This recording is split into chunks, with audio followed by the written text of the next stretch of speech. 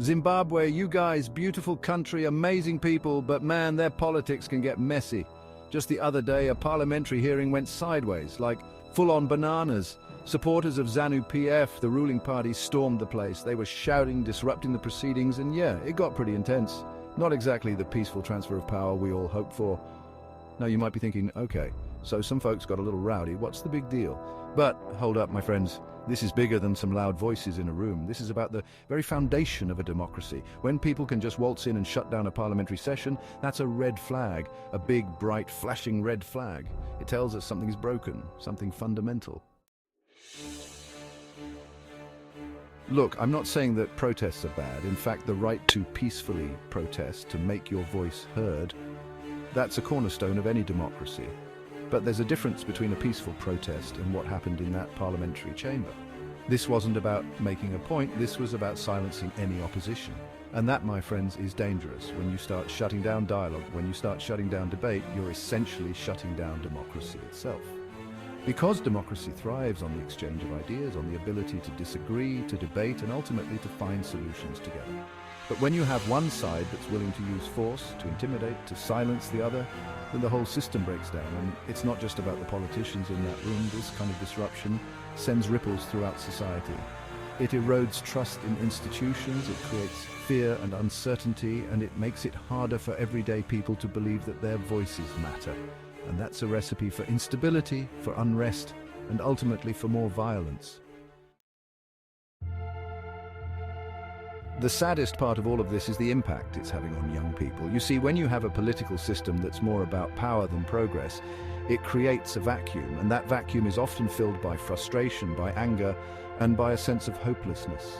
And that's fertile ground for manipulation. Young people are especially vulnerable to this kind of manipulation. They're idealistic, they're passionate, they want to make a difference.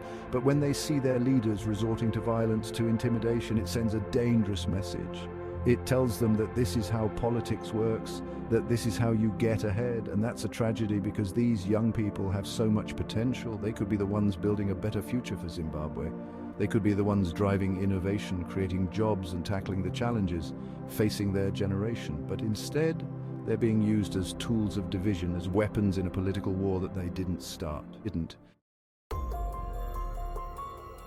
Section 4. Echoes of fear.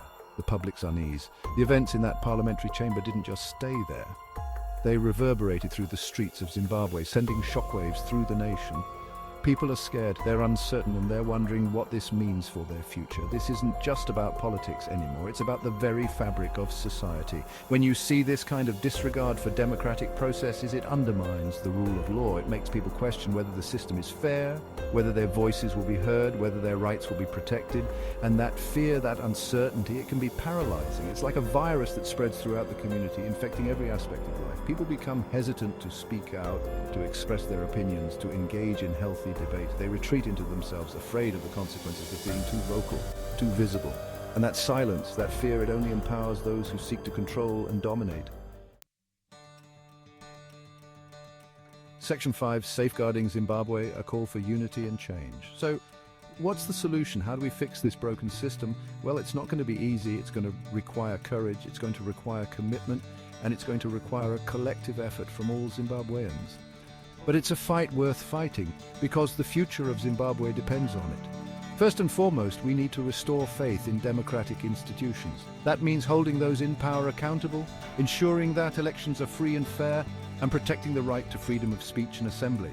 It also means creating a level playing field for all political parties, ensuring that no one group has a monopoly on power. But it's not just about the politicians, it's about the people of Zimbabwe. It's about reclaiming their power, their voice, and their future. It's about coming together across political divides to build a Zimbabwe that's truly democratic, truly inclusive, and truly representative of all its people. It's a long road ahead, but it's a journey worth taking, because the alternative, a Zimbabwe ruled by fear and intimidation, is simply unacceptable.